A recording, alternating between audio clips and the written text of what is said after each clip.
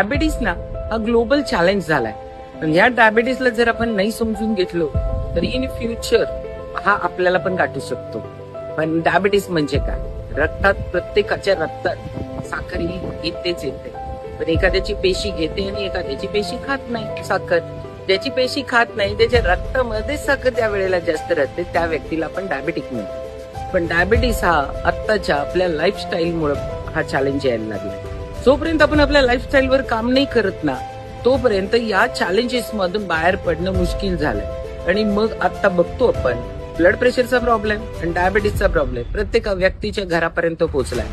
जागतिक आरोग्य संघटना सांगते 2030 मध्ये 10 पैकी 8 लोकांना डायबिटीस असणार आहे. तर आपण आत्ताच या गोष्टीचा जर आपण विचार नाही केला, समजून नाही घेतलं, अपडेट नाही झालो तर आपल्याला सुद्धा गाठू शकतो. कितीतरी असे लोक आहेत की ज्या लोकांना डायबिटीस होतोच कशानं कळत नाही. आपण आपल्या खाण्यामध्ये बॅलन्सच असा करत नाहीये की ज्याच्यामुळे रक्तात एकदम साखर कशी शूट नाही होणार हे आपण बघत नाहीये. त्याच पद्धतीनं carbs, protein, fibre, vitamins, minerals ह्या सगळ्या गोष्टींचा बॅलन्स करत नाहीये. आणि हा जर बॅलन्स मध्ये फायबरचा रोल खूप महत्वाचा आहे. तो जर आपण बॅलन्स नाही केला ना तर मग आपल्याला या डायबिटीसला आपण फेस करायला लागतो. आमच्याकडे शतायुषीमध्ये असे कितीतरी लोक आहेत की ज्यांचा डायबिटीस रिव्हर्स आला. सगळ्यात मोठं मिथ आहे की डायबिटीस रिव्हर्स होत नाही. डायबिटीस 100% रिव्हर्स होतो. ऑन पेपर हा डायबिटीस आम्ही कितीतरी लोकांचा रिव्हर्स केलेला आहे. कारण का की त्याच्यासाठी लागतं काय? त्याच्यासाठी पहिल्यांदा माइंडसेट बनवावा लागतो की मला डायबिटीस रिव्हर्स करायचं आहे. दुसरं पण करावं लागतं त्याच्यासाठी योग्य हालचाली.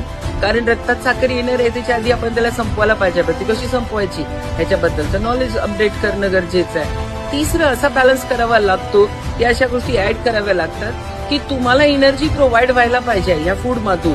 पण ते फूड तुम्हाला स्लो बाय स्लो रिलीज व्हायला पाहिजे. एनर्जी, शुगर रिलीज करायला पाहिजे. एकाच वेळेला शुगर रिलीज झाली, पेशीने नाही घेतली तर ती बाहेर पडणार आहे आणि मग परत तुम्हाला भूक लागणार आहे. त्याच्यामुळं तुम्हाला तुमच्या लाईफस्टाईलवर जर व्यवस्थित काम केलं ना तर 100% डायबिटीस रिव्हर्स येऊ शकतो.